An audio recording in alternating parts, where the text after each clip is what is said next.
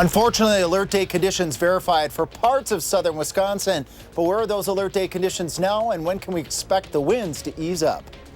Our work is far from over. We face challenges ahead. Voters re-elected Jill Underly as Wisconsin's top education official. What will a second term bring, and what it'll mean for Wisconsin schools?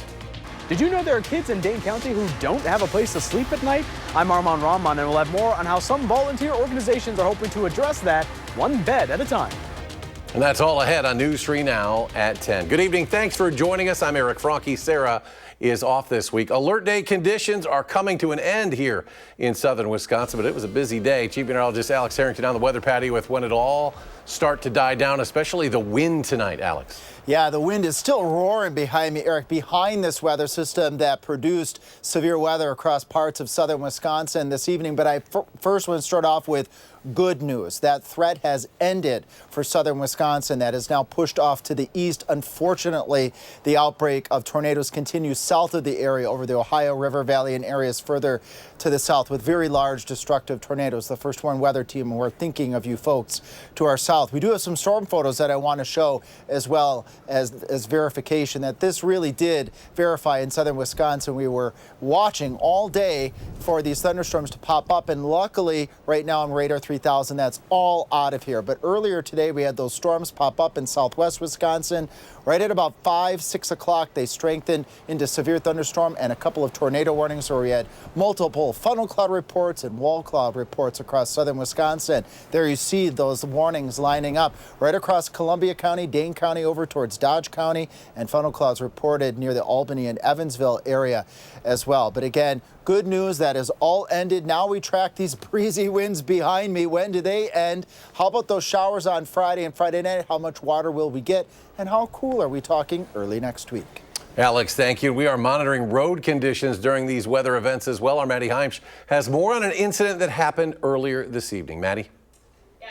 You can see here a semi-truck at some point in the evening tipped into the median on I-3990 County Highway V. It was very windy at the time, evidenced by the camera footage here, but we don't know if the wind was connected to the crash. We also don't know if there were any injuries, but traffic did not appear to be impacted. We're waiting to hear back from the State Patrol for more information. Maddie, thank you. Next at 10, Jill Underly will continue to serve as the top education official in Wisconsin. Underly taking home nearly 53% of the vote for state superintendent last night. Our Ellie LaLiberte shows us why Underly says she will hit the ground running for this second term. It's a celebration short-lived for the state superintendent. But our work is far from over. As Jill Underly now looks to her next 4 years as the head of Wisconsin Public Schools. You know, the governor has declared this the year of the kid. We want to make sure that our schools have spendable revenue so that they don't have to go to referendum, so that they can give their teachers raises and that we can retain a high-quality workforce. Funding high on that list of priorities. We have to get our budget passed. That budget asking the Republican-controlled state legislature for roughly $4 billion. Underly also noting the need to help fund schools across the state as more and more districts ask voters to increase the levy limit to stay afloat. I think there is the realization across the aisle that the funding formula is broken. And every time a referendum is passed, the funding formula gets more broken. It's about time, or it's long past time, honestly, that we look at it. Underly's second term will also require navigating uncertainty at the federal level as the Trump administration seeks to dismantle the Department of Education. Our role in defending and advocating for public schools becomes even more critical. We must stand united to protect the funding and resources that our schools and kids so desperately rely on to succeed. Voters now watching to see if campaign promises are kept. Reporting in Madison, Ellie LaLiberte, News 3 Now. Ellie, thank you. The DPI budget was first heard by the State Joint Finance Committee today. Well, last night, the eyes of the nation were on Wisconsin, and in particular, the race for state Supreme Court. Liberals will keep their majority on the bench as a result of the race. But how did we get here? Well, last November, President Donald Trump won by roughly 1 point statewide against Kamala Harris. If we compare how conservative candidate Brad Schimmel did last night compared to President Trump in November, Schimmel underperformed in areas that voted for the president. We checked in with the state's Democratic Party leader about how some of that ground game turned out. The Republican strategy was to drive up turnout. It was to energize people by saying that if you voted for Brad Schimmel, you would be able to advance Trump's agenda. Well, they got a lot of votes. They got enough votes to win the 2023 Supreme Court race, but they were fighting the last war. The reality is that this country has changed fast. Well, when we talk about the president and the Elon Musk's impact on the race and whether that drives turnout for Democrats or Republicans, this was actually a very high turnout election with not much on the ballot. Crawford received a little under the amount of votes that Governor Tony Evers did in his reelection campaign in 2022, but this race shows that the Democratic ground game is able to mobilize voters on almost the same level in these off-year elections. And Wisconsin Supreme Court back to business today. Justices hearing a case between the state's attorney general and the state legislature. And it's a case about separation of powers. If Wisconsin wins money in a lawsuit, for example, who gets to control that money? Does it go to the Wisconsin Department of Justice filing the lawsuit, or to the state legislature that sets the state budget? Lawyers with DOJ argue those funds should stay with the Attorney General's office. I would say to the sort of scope and policy argument that the legislature is raising, the way that the Wisconsin Constitution accounts for that is that the executive branch is politically accountable to the people. But the legislature, by the Constitution, is held responsible for making sure that there is a balanced budget and accounting for all of the sources of income. Now, the case harkens back to a series of what are called lame duck laws back in 2018. 7 years ago, Republicans in the legislature passed bills to remove some powers from the incoming Democratic Attorney General. This is the law that Attorney General Call is challenging. The state Supreme Court currently holds a 4-3 liberal majority and could side with Call in the case. A local official is no longer serving in her role as a Dane County supervisor. The main reason? High rental prices in downtown Madison. Our Merrill Hubbard brings us to what led to that decision. Between 2020 to 2050, the city of Madison projects Madison's population to increase by about 115,000. But with low vacancy rates and high rental prices, it can be hard to find affordable housing in Madison. The first few years I lived downtown, there were very minimal rent increases. Elizabeth Doyle has lived downtown since 2018, but she says for the last 3 years, her monthly rent has been going up by about $100 each year. So it's gotten to the point where it's just not sustainable to continue renting downtown. But moving out of downtown meant stepping down from her position as the Dane County Board Supervisor representing the downtown area. And so it's just one of those hard decisions where I feel very sad to be leaving the position, but it was the best financial decision for my family to do this. Latest numbers show rent in Madison is growing by 2.5% per year, more than double the national average. We actually have the second lowest vacancy rate overall in the country.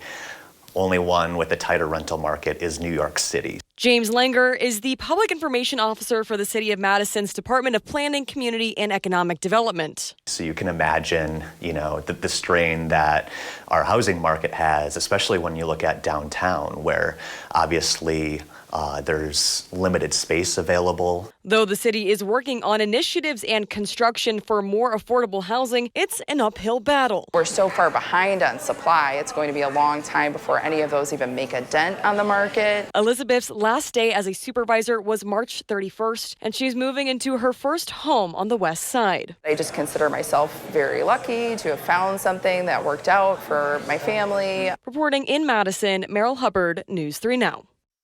And next at 10, the general manager for Madison Metro Transit is resigning. Justin Sturenberg joined Madison Metro back in March of 2020. The city of Madison says he was able to secure hundreds of millions of dollars in federal funding to ensure the company's success.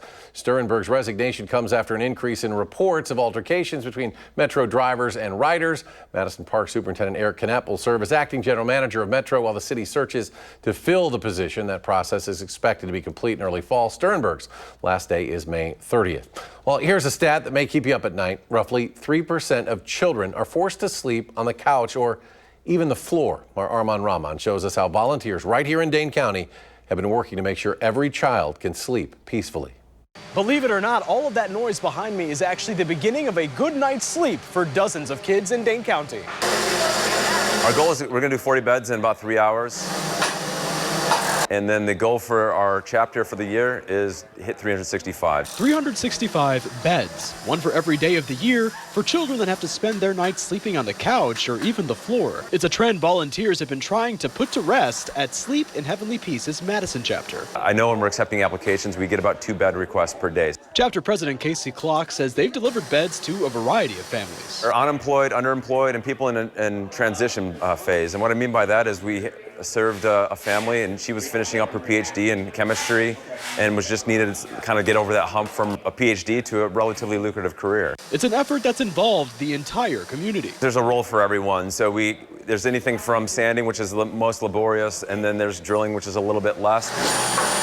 Dipping's a little bit less. On Wednesday, volunteers from Blackhawk Church worked with lumber from Drexel Lumber out of Columbus. Ashley Furniture provides mattresses for most of the Wisconsin chapter. And for the past 3 years, quilts like these, made by the Retired Senior Volunteer Program, or RSVP, Dane County. The work that they do is so intricate, so detailed, but again, they're giving because they know it's going to a worthy cause, it's going to a child that is in need. A lot of the kids haven't had something of their own, let alone a custom quilt that's made locally, so it's quite special. A special touch to something many of us take for granted. I'm always amazed at how close the need is to actually where I live. To find out about the next community build, you can check Sleep in Heavenly Peace's website. Reporting in Madison, Armand Rahman, News 3 Now.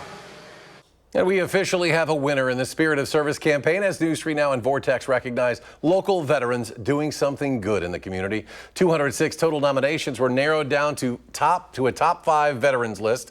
After sharing their stories, our News 3 Now viewers voted in record numbers. 2,747 total votes were cast for the Spirit of Service Award over the course of 2 weeks. When Megan Nolan came out on top after receiving 1,029 votes.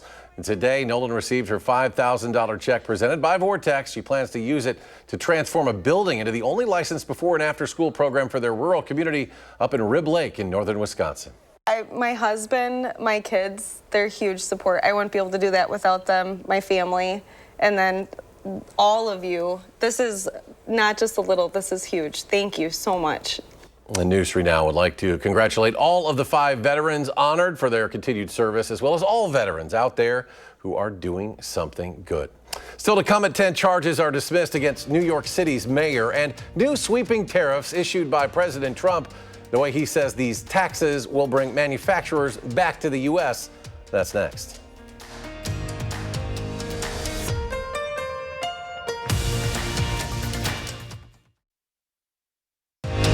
You're watching News 3 Now at 10. President Trump rolls out new tariffs to punish countries that tax American goods. In the White House Rose Garden, the president held up a chart showing China facing a 34% tax on goods it exports to the U.S. For the European Union, it's 20%. Reciprocal tariffs will start at half of what each country is taxing the U.S. President Trump says the U.S. trade deficit was a national emergency, and his plan, he says, will boost the economy and bring manufacturing jobs back to the U.S. If you want your tariff rate to be zero, then you build your product right here in America. We will pry open foreign markets and break down foreign trade barriers, and ultimately more production at home will mean stronger competition and lower prices for consumers. White House officials say the new tariffs could boost government revenue by up to $700 billion a year and could allow them to reduce the national debt and lower income taxes. Senate Minority Leader Chuck Schumer argues the taxes will be disastrous for the average American family. A federal judge has officially dismissed criminal corruption charges against New York City Mayor Eric Adams.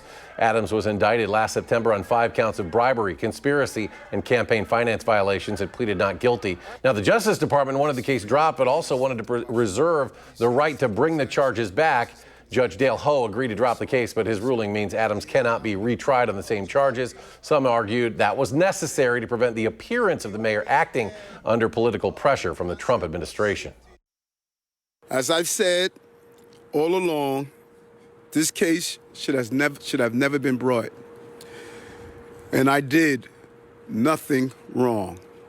I have always been solely beholden to the people of this city. No special interests, no political opponents, but just everyday New Yorkers. Now, the judge's ruling comes just a day after Mayor Adams joined a multi-state lawsuit challenging the Trump administration's cuts to the health department. Adams is up for re-election in November. Well, alert day conditions are ending across southern Wisconsin. We check in now, Chief Meteorologist Alex Harrington for more on the calmer trend hopefully coming our way, Alex. Indeed, it is, Eric. After a busy evening with severe weather coverage, good news, alert day conditions, they are done for southern Wisconsin. Unfortunately, the outbreak continues south of Wisconsin in the Ohio River Valley and areas further to the south. And we do have a few storm photos coming up. Right now, this is where that line of thunderstorms are, producing numerous severe thunderstorm and tornado warnings. This is a 700-mile stretch of consistent warnings. Thoughts from the First Warn Weather Team to folks in these areas. They've had some very large and destructive tornadoes. Fortunately, we didn't have any touchdowns here in southern Wisconsin. Fortunately, radar 3000 right now, high and dry. Those storms have since pushed to the east. Weather models did a brilliant job today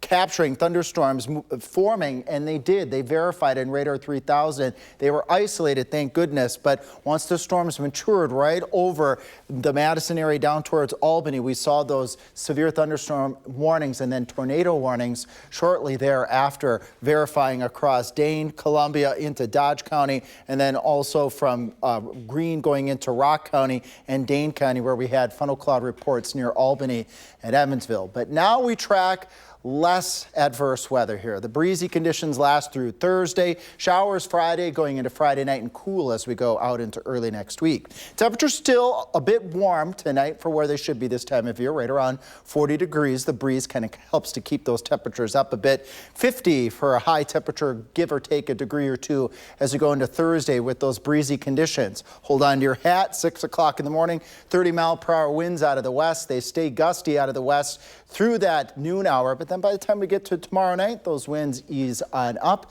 and the breezy conditions end. Showers then enter the picture as we go into Friday, especially for areas south and east of Madison. Not looking at big amounts of water with this, just a couple of showers that might give us upwards of a 10 to maybe a quarter of an inch if you're lucky along U.S. Highway 151 and points to the south and east. Following the showers Friday, we stay about normal Saturday and Sunday. Weather system cools us down afterwards Monday, Tuesday, and Wednesday before our weather conditions warm up as we head towards Friday and Saturday, getting back up to near 70 degrees. Thank you, Jordan, for sending us this photo. Jordan is a storm spotter. This is actually a rain-wrapped funnel cloud here. The rain wraps around the funnel cloud, obscuring it somewhat, but this was reported and then verified by the National Weather Service shortly during that 6 o'clock news hour and as we head into the 7 o'clock hour.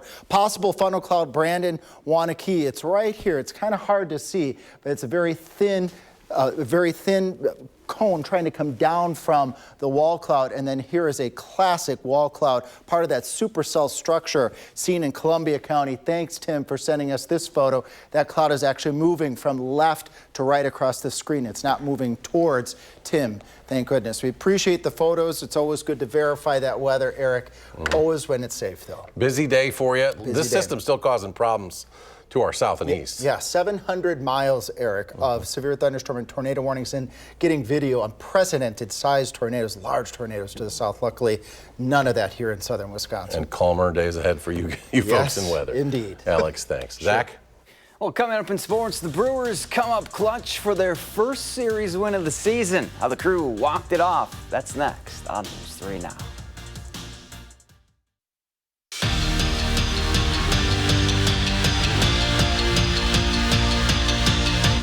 Luke Fickell's message this offseason has been music to Badger fans' ears. It started with hiring of Jeff Grimes as his new offensive coordinator, who brings a run-first, tough and physical approach to Madison.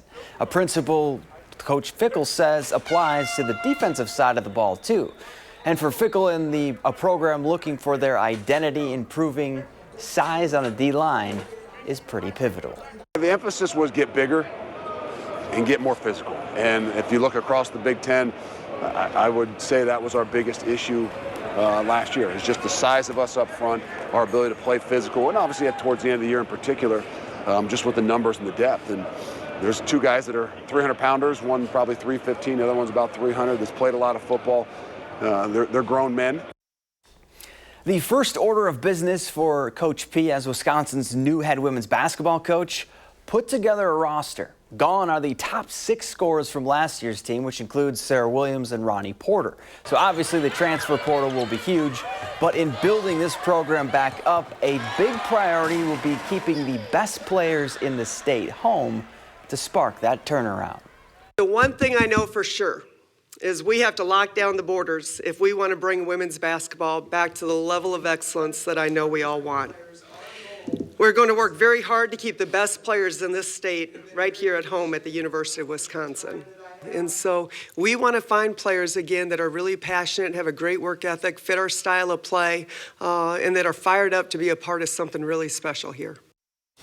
Meanwhile, on the men's side, days after Daniel Freitag left the program, Chris Hodges joins his former teammate in the transfer portal. Hodges spent 4 seasons in Madison, but never cracked that rotation, playing just 68 total minutes and scoring 4 points. Well, a day after their first win of the season, the Brewers going for their first series win of the year, and Jackson Chourio got the crew off to a hot start. First inning, Chourio sends a solo shot into the seats.